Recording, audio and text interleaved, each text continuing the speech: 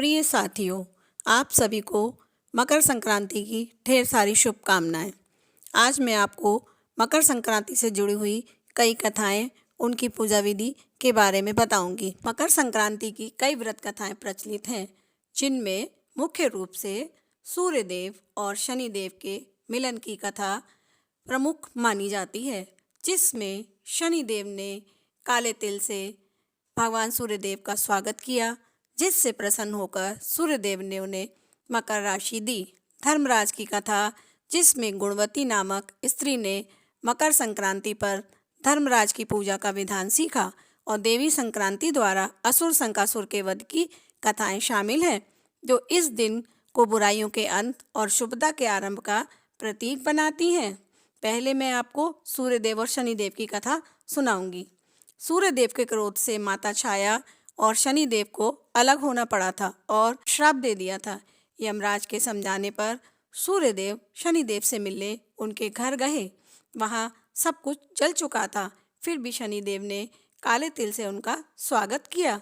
पुत्र के इस प्रेम और क्षमा भाव से प्रसन्न होकर सूर्यदेव ने शनिदेव को मकर राशि भेंट कर दी थी और वरदान दिया था कि इस दिन जो भी तुम्हें काले तिल अर्पित करेगा, उसका जीवन सुख और समृद्धि से भर जाएगा और उसकी ईश्वर हमेशा रक्षा करेगा। अब मैं आपको धर्मराज की कथा सुनाती हूँ।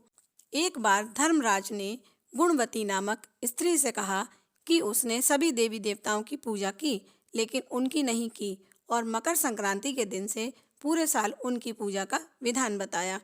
इस व्रत में तिल का दान, ब्राह्मण भोज और संतुष्ट रहना महत्वपूर्ण बताया गया है, जिससे गुणवती और उसके पति का जीवन सुखी हो गया। गुणवती ने संक्रांति के दिन तिल का दान किया, जिससे उसका जीवन सुखमय हुआ। देवी संक्रांति की कथा।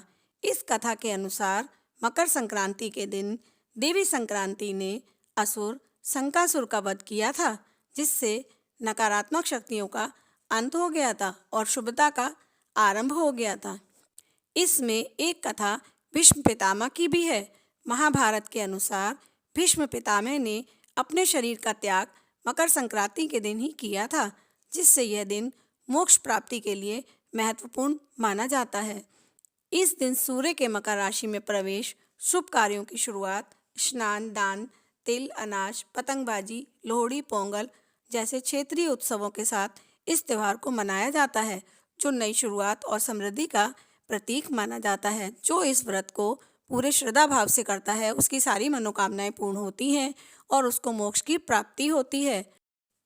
चलिए अब बात करते हैं मकर संक्रांति की व्रत की पूजा विधि की। मकर संक्रांति के दिन प्रातःकाल शुभ मुहूर्त में उठकर किसी पवित्र नदी, सरोवर में स्नान करें। यदि संभव ना हो तो घर पर भी स्नान कर सकते हैं। स्नान के पानी में तिल डालकर स्नान करना है। स्नान करने के पश्चात स्वच्छ वस्त्र धारण करें। पूजा के लिए तांबे का लोटा लें और उसमें स्वच्छ जल भरें। जल में पुष्प, तिल, गुड़ और रोली मिलाएं। पूर्व दिशा की ओर मुख करके सूर्यदेव को जल अर्पित करें। जल अर्पित करते समय ओम सूर्याय नमः मंत्र का जाप करें। इसके पश्चात सूर्यदेव को तिल के लड्डू, खिचड़ी और व्यंजन का प्रसाद लगाएं। सूर्य चालीसा या आदित्य हृदय स्तोत्र का पाठ करें। अंत में भगवान सूर्य को प्रणाम करके परिवार की सुख समृद्धि, अच्छे स्वास्थ्य और मंगलमय जीवन की कामना करें। इस प्रकार इस महापर्व को पूरी श्रद्धा और मन से मनाएं। धन्यवाद।